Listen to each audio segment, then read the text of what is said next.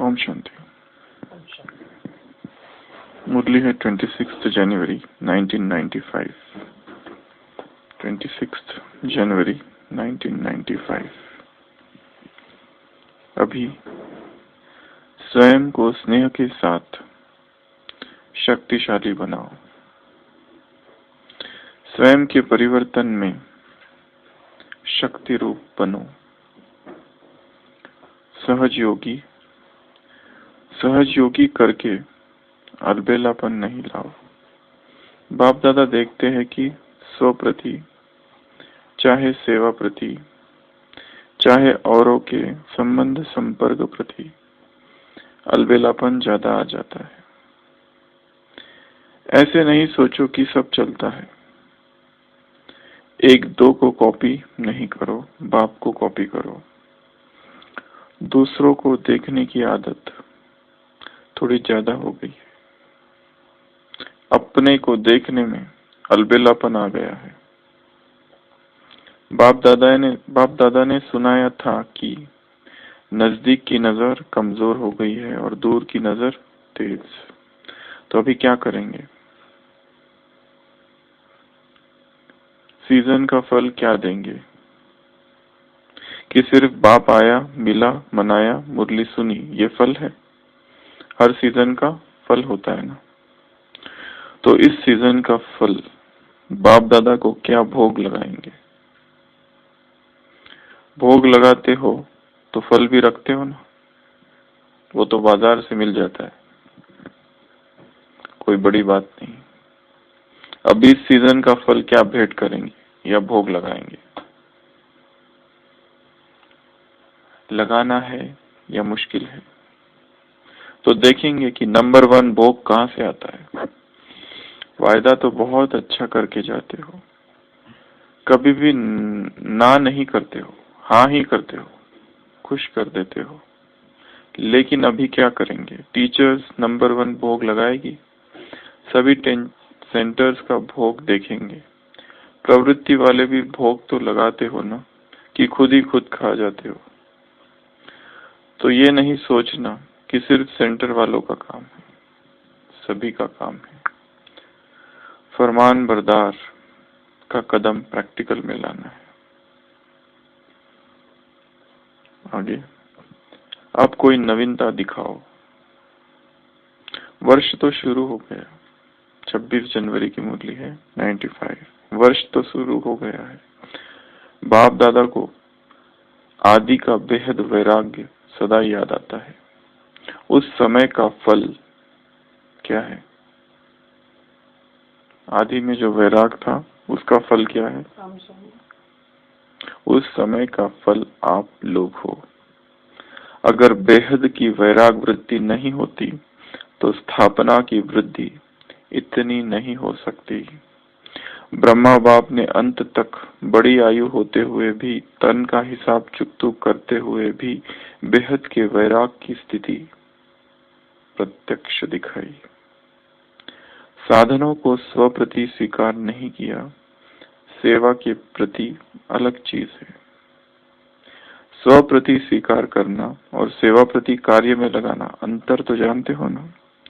स्व प्रति बेहद का वैराग हो, सेवा प्रति साधन को कार्य में लगाओ। लेकिन साधन अलबेलापन नहीं लाए तो ये फॉलो फादर करना ही है ना, कि जो और आने हैं उनको करना है, आप लोगों को करना है। तो यहाँ पर 3 बातें कही है बाबा ने। सबसे पहली बात है, अभी स्वयं को स्नेह के साथ शक्तिशाली बनाओ। स्वयं को शक्तिशाली बनाना है। इस जीवन का लक्ष्य ही है आत्मा में आध्यात्मिक शक्तियां, स्पिरिचुअल पावर्स भरनी है। जो बात पहले हमको डिस्टर्ब करती थी अब वो डिस्टर्ब ना करे। जो बात पहले हमको हिलाती थी अब वो बात हिलाए नहीं। किसी के बोल पहले गिरा देते थे अब वो गिराए नहीं। किसी का व्यवहार पहले दुखी कर देता था, अब वो करे नहीं। स्वयं को शक्तिशाली बनाना, शक्तियां स्वयं में भरना, स्वयं स्वयं को ही अनुभव हो कि अब मैं पहले की तुलना में अधिक शक्तिशाली हो गया हूं। पहले एक तीर लगता था तो घायल, अभी 100 तीर लगे हुए हैं फिर भी चल रहे हैं। भीष्म पितामह अप्रभावित। खून बह रहा है, पहले खून देखकर ही रोना आ जाता था, अभी खून ही खून, परंतु फिर भी अप्रभावित। जो योद्धा होता है उनकी शोभा क्या होती है? जब तक खून नहीं निकलता मजा नहीं आता है उनको, जोश नहीं आता है। और अपने घाव को वो कोई कोई योद्धा तो ऐसे होते हैं, प्रतिशोध की ज्वाला जब धधकती है तो जिस शत्रु ने हमला किया और जो घाव है, अगर कोई उसकी मलहम पट्टी करने आता है तो क्या कहते हैं? मत करो, याद रहने दो। दुर्योधन की ऐसी ही स्थिति थी कुछ, खली की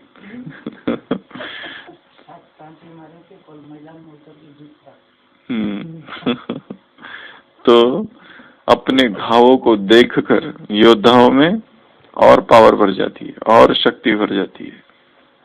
आक्रमण किया है शत्रु ने, खून बह रहा है, बहने दो। स्मृति जागृत रहेगी कि सोना नहीं है, शत्रु अभी जीवंत है, शत्रु अभी जीवित है। एडोल्फ हिटलर ने अपनी आत्मकथा लिखी है, मेन कैंप, जर्मन में लिखी है, उसका इंग्लिश में अनुवादित हुई है। उसमें उसने एक बहुत ही अद्भुत बात लिखी है अपनी आत्मकथा में, कि मनुष्य को हमेशा अपने शत्रुओं से घिरा हुआ रहना चाहिए। जब शत्रु आसपास होते हैं तो अलबेलापन हो ही नहीं सकता, कोई अलबेलापन आ नहीं सकता, सतर्क रहता है व्यक्ति। कभी भी आक्रमण हो सकता है, कभी भी शत्रु हमला कर सकता है। इसके लिए जर्मनी के लिए उसने लिखा है कि आसपास है जर्मनी निवासियों, सुनो, शत्रु ही शत्रु है, एक को भी सोना नहीं है। अपनी देश के लोगों में उसने शक्ति भर दी अपने वचनों से, इस तरह के भाषणों से। तो जब आसपास शत्रु होता है तो हम, और माया तो छत से, यहाँ से, वहां से, खिड़की से, दरवाजे से, कोने से, नीचे से, ऊपर से, ऐसी कोई जगह नहीं है जहां से वो एंट्री ना करे। गुप्त द्वार है उसके भी। जमीन भूकंप की तरह फाड़ कर बाहर निकलेगी जब हम समझेंगे यहाँ तो कुछ नहीं हो सकता है। तो स्वयं को शक्तिशाली बनाना, सभी परिस्थितियों में इतने शक्तिशाली कि कोई प्रभाव न हो। संसार की किसी आत्मा के बोल का, व्यवहार का, किसी परिस्थिति का, प्राकृतिक आपदाओं का, विकराल आने वाली, विकराल रूप दिखने वाली परिस्थिति, उससे भी अप्रभावित है। कोई चीज हमें भयाक्रांत ना करे, भयभीत ना करे, कुछ भी हो, इतनी स्वयं में शक्ति भरनी है। अभी स्वयं को स्नेह के साथ शक्तिशाली बनाओ। सर्व शक्तियों से संपन्न आत्मा है। स्वयं के परिवर्तन में शक्ति रूप बनो। सहज योगी करके अलबेलापन नहीं लाओ। सहज योगी करते करते अलबेलापन नहीं लाओ। बाप दादा देखते हैं कि स्व प्रति, चाहे सेवा प्रति, चाहे औरों के संबंध संपर्क प्रति अलबेलापन ज्यादा आ जाता है।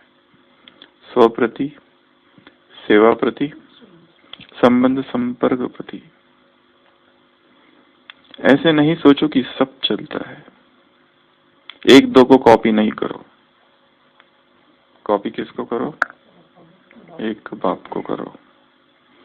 दूसरों को देखने की आदत बहुत ज्यादा हो गई है। अपने को देखने में अलबेलापन आ गया है। दूसरों की कमी बहुत जल्दी दिखाई देती है। अपनी कमी दिखाई नहीं देती है, छिप जाती है या माफ कर देते हैं स्वयं को। अगर हमें योग में कभी नींद आ गई तो कितना जल्दी हम अपने आप को माफ कर देते हैं, पर दूसरे को देख लिया योग में सोते हुए, जब भी वो दिखेगा तो वो याद आएगी ये सो रहा था। और जब तक उसको बोल ना दूं जाकर, कलेजा ठंडा नहीं होता है। जब तक उसको बता ना दूं कि ऐसा नहीं किया जाता, ऐसा किया जाता है, श्रीमत ये कहती है।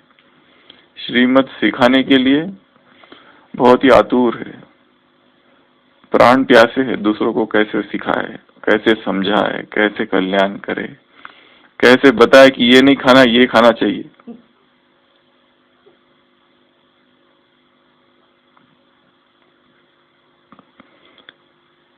बाप दादा ने सुनाया था ना, क्या सुनाया था? क्या सुनाया था? नजदीक नजर के बारे में। नजदीक की नजर कमजोर हो गई है, हाइपरमेट्रोपिक। दूर की नजर तेज हो गई है, दूर का अच्छे से दिखाई देता है। कौन अमृत वेला उठा, नहीं उठा, कौन क्लास में था, कौन नहीं था, भोजन करते समय कौन क्या क्या बातें कर रहा था, टेबल टॉक। हम तो मौन में खाते, परंतु दूसरे बातें करते करते खाते। कब अवसर मिले और उनको सिखा दिया जाए। तो अभी क्या करेंगे? ये पॉइंट यहाँ पूरी हुई। तो क्या सुना? स्नेह के साथ साथ स्वयं को शक्तिशाली बनाओ, स्वयं में पावर भरो, स्वयं के परिवर्तन में शक्ति रूप।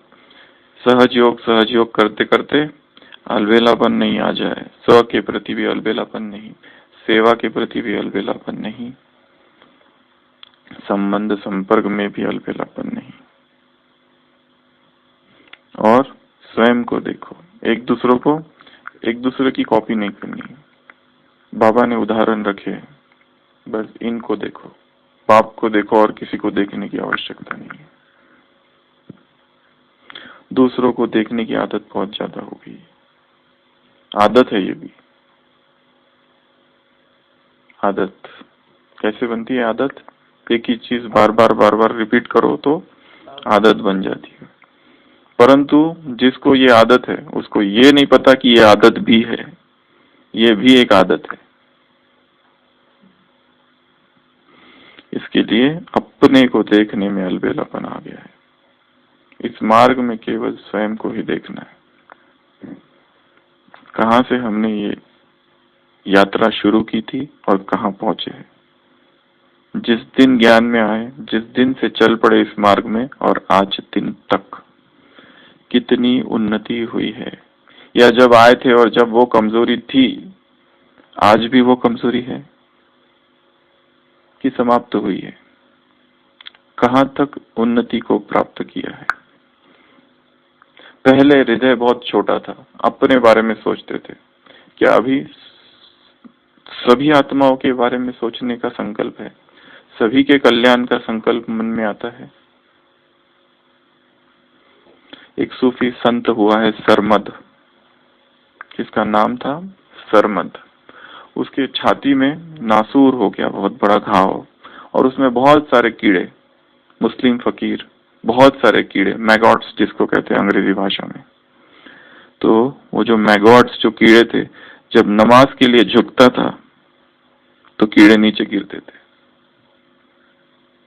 तो वो क्या करता होगा? फिर से कीड़ों को उठाता था और रख देता था, फिर से कीड़ों को उठाता था और यहाँ रखता था। लोग उसको कहते थे क्या पागल हो गए हो? वो कहता था कि मैं तो खुदा के सामने झुक रहा हूँ, इसके लिए मेरी सुरक्षा तो हो गई। मुझे अपनी चिंता नहीं है क्योंकि मैं उसकी शरण में हूँ। परंतु ये जो है, ये तो बेचारे नमाज नहीं जानते, तो इनकी चिंता मुझे है। और जैसे वो बूढ़ा होने लगा, बुढ़ापे में तो उसने नमाज करना भी छोड़ दिया। वो कहता था कि नमाज में तो शरीर झुकता है, मैं तो खुदा के सामने सदा झुका ही हुआ हूँ। अब मैं इन कीड़ों को क्यों और तकलीफ दूं कि वो नीचे गिरे, क्योंकि जब नीचे गिरते हैं तो एक दो मर भी जाते हैं। उनका तो जीवन अभी लंबा है, मेरा तो मुझे पता है ये अंतिम जन्म है, क्योंकि इस्लाम में तो पुनर्जन्म का कोई सिद्धांत नहीं है, ये एक ही मेरा अंतिम जन्म है। तो ये जो कीड़े गिरते हैं और मरते हैं, मैं क्यों उन्हें गिरने दूं? वो तो पूछना पड़ेगा अभी। परंतु ये कहानी इस्लाम में काफी सुनाई जाती है कि इतना इस संसार के हर प्राणी से प्रेम, हर व्यक्ति से प्रेम, वो प्रेम अभी संकुचित नहीं रहा, बढ़ चुका है। वैसा ही पाश्चात्य जगत में Roman Catholic saint Francis of Assisi हुआ है। एक saint Francis of Assisi, Assisi नाम की एक जगह है, वहां का वो जो संत है, उसके जीवन में दिखाया है, इतना प्यार है उसे सबसे। ओ ब्रदर डग, ओ ब्रदर बर्ड, वो जो पक्षी जो भी जानवर है, वो सारे उसके पास आ जाते थे और वो सबसे भाई बहन इस तरह से बात करता था। सिस्टर बर्ड, ब्रदर एलिफेंट, इस तरह से वो सबसे बातें करता था। चिड़िया। कल किसी ने बहुत अच्छा हमको भेजा था, जो हमने सुशील भाई को भेजा, चिड़िया के बारे में। चिड़िया कहती है कि, क्या कहती है सुशील भाई? गर्मी आ गई है, अपने छत में दाना रख देना और थोड़ा पानी भी रख देना, आपकी चिड़िया। तो जब आए थे तब हृदय छोटा था, अब बड़ा हुआ है कि वैसा ही है, अपने ही बारे में सोचते हैं बस। वही संकुचित हृदय कि बड़ा है। तो उन्नति कितनी हुई है इस अध्यात्म के मार्ग में, शक्तिशाली स्वयं को कितना बनाया है। स्नेह तो था पर शक्ति कितनी भरी है, उसकी चेकिंग करो। और दूसरी बात कही, अब दूसरों को देखना बंद। दूसरे पुरुषार्थ करे ना करे, हमें करना है क्योंकि बाप ने कहा है। दूसरे क्या कर रहे हैं, करने दो, हमें वो नहीं करना है। हम मार्ग बाबा ने दे दिया है, उसी मार्ग पर चलना है। ये एक पॉइंट थी। ये मुरली है 26 जनवरी की, जिसमें बाबा ने ब्रह्मा बाबा के 2 कदम, फरमान बरदार और वफादार, इसके ऊपर फोकस किया है सारा। उसका ये बीच का पैराग्राफ है, इसके बीच में और एक पैराग्राफ है, वो छोड़ दिया है यहाँ पर, वो है वफादार पर, वो भी बड़ा शक्तिशाली पैराग्राफ है। तो आगे अब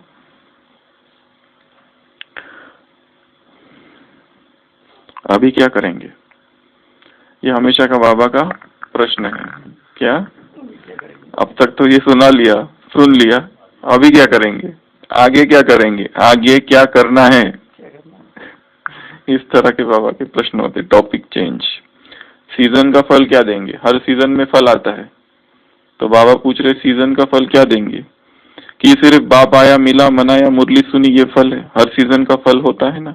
तो इस सीजन का फल बाप दादा को क्या भोग लगाएंगे? भोग लगाते हो तो फल भी रखते हो ना, वो तो बाजार से मिल जाता है, कोई बड़ी बात नहीं। चाहिए क्या बाबा को, कौन सा फल चाहिए मंजू में, वो तो बाजार से आ जाए, वो कोई बड़ी बात नहीं है। बाबा को स्थूल कुछ चाहिए ही नहीं, सबसे पहली बात तो स्थूल कुछ भी चाहिए नहीं उसे। अब इस सीजन का फल क्या भेंट करेंगे या भोग लगाएंगे, लगाना है या मुश्किल है? भेंट लगाते हुए भी सोचते हैं कि वापस मिल जाए कुछ तो। मनुष्य का स्वभाव ऐसा है कि जब वो कुछ देता है किसी को तो इच्छा रहती है। पाश्चात्य जगत में एक और एक बहुत बड़ा एक संत हुआ है, संत जैसा ही था परंतु वो नास्तिक प्रवृत्ति का था, परंतु लोगों ने उसे संत कहा है। उसका नाम था गुरजीएफ। फोर्थ वे करके उसने सिद्धांत प्रतिपादन किया है जो ब्रह्मा कुमारी के कॉन्सेप्ट से कई जगह मिलता जुलता है। द फोर्थ वे उसके कॉन्सेप्ट का नाम है। वो गुरजीएफ ऐसा था, एकदम ही विचित्र प्रकार का व्यक्ति था। जो भी उसके पास आता था सलाह मांगने के लिए, वो कहता था कि आध्यात्मिक ज्ञान लोगों को आदत पड़ गई है मुफ्त में पाने की। आध्यात्मिक दिखा कहीं प्रवचन दिखा तो हमें हर जगह मुफ्त होता है, तो वो कहता था मुफ्त में कुछ नहीं दूंगा मैं, मेरे पास जो ज्ञान है वो जो भी आता था, अगर कोई स्त्री आ गई तो गहने ले लेता था उसके, पहले गहने बाहर निकालो उसके बाद में। तो एक बार ऐसी ही उसके पास एक स्त्री आती है और उसके पास गहने होती है, बड़ी समृद्ध परिवार की। तो वो उसको कहता है कि वो कुछ समस्या सुनाती है, वो कहती है ठीक है जो है तुम्हारे पास रख दो निकाल कर। तो उसको थोड़ा ये होता है दूं कि नहीं दूं, दूं कि नहीं दूं, बोलती थोड़ी देर में आती हूँ। और बाहर जाके बाकी लोग होते हैं उनसे जरा राय मशवरा करती है। तो वहाँ एक दूसरी स्त्री होती है, वो कहती है कि मुझसे भी ऐसा ही किया था, पर मैंने तो दे दिया था और दूसरे दिन वापस मिल गया था, इसके लिए निश्चिंत रहो। ये ले तो लेते हैं परंतु वापस दे देते हैं। तब उसके जान में जान आती है, वो कहती है बहुत अच्छी बात है। तो वो जाती है, वो कहती है माल निकालो। तो रखती है और फिर जो भी समस्या है उसको सुनाती है और वो उसको हल सुनाता है, वो चली जाती है। अब इंतजार माल वापस कब मिलेगा, 1 दिन 2 दिन 10 दिन 15 दिन, वो देता ही नहीं। फिर एक दिन तो उसकी कानों तक एक खबर पहुंचती है कि वो स्त्री कह रही है कि अभी तक दिया क्यों नहीं, आप तो कभी रखते नहीं किसी का। वो कहता है कि उसने दिया ही नहीं, जब दे रही थी तो नजर थी वापस मिलने के ऊपर। तो यहाँ भगवान को भोग लगा रहे, ये भेंट दे रहे, पर देते समय मन में लालच है, हम ये देंगे तो क्या मिलना चाहिए मंजू बहन?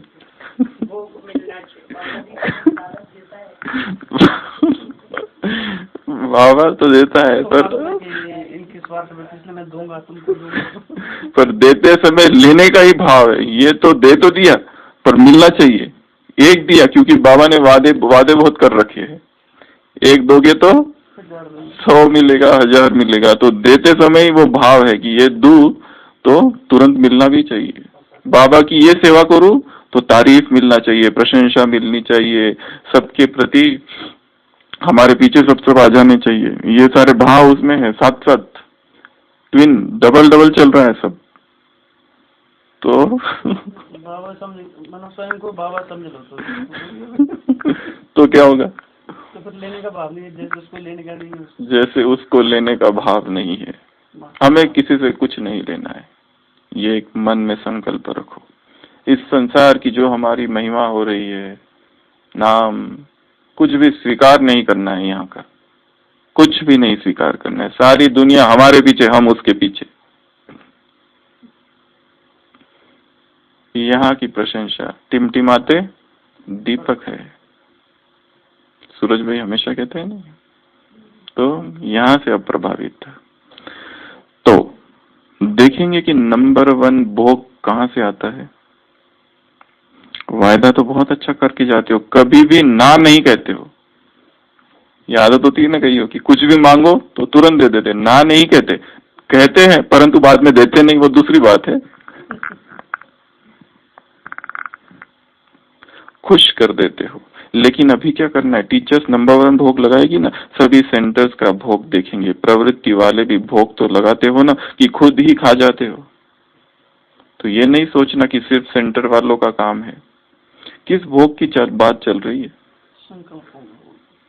ये कोई स्थूल भोग की बात ही नहीं चल रही है, सभी का काम है। तो फरमान बरदार का कदम प्रैक्टिकल मिलाना, ये दूसरी बात थी। तीसरी बात, अब कोई नवीनता दिखाओ, अब कोई नवीनता दिखाओ। नया वर्ष तो शुरू हो चुका है। बाप दादा को आदि का बेहद वैराग्य सदा याद आता है। उस समय का फल कौन हो? आप हो। अगर बेहद की वैराग वृत्ति नहीं होती तो स्थापना की वृद्धि इतनी नहीं हो सकती। ब्रह्मा बाप ने अंत तक बड़ी आयु होते हुए भी, तन का हिसाब चुकतू करते हुए भी बेहद के वैराग की स्थिति प्रत्यक्ष दिखाई। साधनों को स्वप्रति स्वीकार नहीं किया। सेवा के प्रति अलग चीज है। स्वप्रति स्वीकार करना और सेवा प्रति कार्य में लगाना, अंतर तो जानते हो ना। स्वप्रति बेहद का वैराग, सेवा प्रति साधन को कार्य में लगाओ, स्वयं के प्रति कठोर, दूसरों के प्रति नरम। दूसरों ने गलती की, ठीक है कोई नहीं बात, माफ। खुद ने गलती की तो संतोष भाई क्या करेंगे? स्वयं को माफ कर देंगे। पहले दंड दो थोड़ा, स्वयं को दंडित करना। और कैसे दंड दोगे? भोजन न खाके ये सब दंड नहीं देना इस तरह का। 4 बार मुरली पढ़ लो, 10 बार मुरली पढ़ने का स्वयं को दंड दो। 10 बार। 2 घंटा योग ज्यादा, ये बड़े काम है, बड़े ही पीड़ादायक काम है ये। स्वयं को ये दंड दो। जब तक पावरफुल योग ना हो, जब तक मुरली रक्त की, ये जो धमनियों में रक्त की तरह प्रवाहित ना होने लगे, तब तक उसे पढ़ते रहो। एक रूप जब तक, ये है दंड। ये 2 ही दंड देना, बाकी दंड तो बहुत आसान है। सोचो कि आज 8 घंटे की जगह 10 घंटा सेवा कर लेंगे, ये कोई इतना पावरफुल दंड नहीं है। वो भी दंड है, परंतु ज्ञान और योग। तो रोज गलती करो, फिर 10 बार मुरली पढ़ते रहो। लेकिन साधन अलबेलापन नहीं लाए। बोला तो है। तो ये फॉलो फादर करना ही है ना, जो और आने हैं उनको करना है। बाबा पूछ रहे हैं किसको करना है फॉलो फादर, आपको करना है या जो आने वाले हैं उनको करना है? हम ये सोचते हैं ना ये हमारे लिए नहीं, इनके लिए कहा जा रहा है। उस दिन वो बहन जी कह रही थी ना, चंडीगढ़, कहाँ से बहन जी, सिरसा की बहन जी, कोई भी पॉइंट आती है मुरली में तो हम क्या कहते हैं, हाँ ये पॉइंट आपके लिए आज बाबा ने कही है। आपको नींद बहुत आती है ना, ये पॉइंट आपके लिए है। मेरे लिए भी है, ये नहीं हम देखते, दूसरों के लिए। देखो लोभ बहुत है ना, तुमको अपने बेटे की, घर की याद आ रही है ना, आज बाबा ने बोला है तुम्हारे लिए कहा है निर्मोही बनो, खास तुम्हारे लिए मुरली है ये फट से ध्यान में आता है कि ये मुरली किसके लिए है। ये निर्मोही की पॉइंट, इसमें बहुत मोह है, ये माता में बहुत ही मोह है, पकड़ेंगे माता को। आज तुम्हारे लिए पॉइंट है मुरली में। तो ये फॉलो फादर करना ही है ना, या जो आने वाले हैं उनको करना है, आप लोगों को करना है, मुझे करना है, मैं करूंगा, मैं करके दिखाऊंगा, ये दृढ़ता है। क्या करना है? फॉलो फादर, जैसा उसने किया, जन्म में फॉलो, बचपन में फॉलो, युवा में फॉलो, सेवा में फॉलो, और अंतिम स्थिति में फॉलो, स्थापना में फॉलो, पालना में फॉलो, सहयोग में फॉलो, स्वयं विघ्न विनाशक बनना और दूसरों को भी बनाना, इसमें फॉलो, हर सब्जेक्ट में फॉलो, ज्ञान में, योग में, धारणाओं में, सेवा में, चारों ही सब्जेक्ट में एक में भी फॉलो फादर यदि कम हो, उसी के हिसाब से अंतर पड़ेगा। बाबा ने तो किसके लिए कहा है ये बात संडे की मुरली में? विश्व राजन, विश्व महाराजन बनने का जो आधार है, फर्स्ट और 8वां, उसका ये आधार है, किसने कितना फॉलो किया, अनुकरण, अनुसरण, अनुगमन कितना किया, उस आधार पर मार्क्स जमा होगी, टोटल मार्क्स देखी जाएगी। क्या कहा था? टोटल मार्क्स, इसकी टोटल होगी। अगर हर इसमें 10-10 मार्क दिए जाए तो उसकी टोटल फिर 13 पॉइंट्स थी, वो 1300 10-10 या 100 मार्क ले लो, 1300 में से अभी किसको कितने मिलते हैं? सबसे पहले संस्कार में फॉलो कितना किया, हर सब्जेक्ट में फॉलो कितना किया, इसकी पूरी लिस्ट बनाओ। स्वयं विघ्न विनाशक तो बने, परंतु औरों को कितना विघ्न विनाशक, 2 पॉइंट है उसमें, उसमें कितनी मार्क्स, इसकी फिर टोटल मार्क्स के आधार पर, उसमें भी पॉइंट हमको याद है जब हम 12th स्टैंडर्ड में थे 95% जो थे, कम से कम 15 लोगों को 95% थे, उसमें पॉइंट पर मेरिट लिस्ट थी 95.72, 95.70, 95.52, उसमें हमारा जो रैंक था वो 10वें नंबर पर था।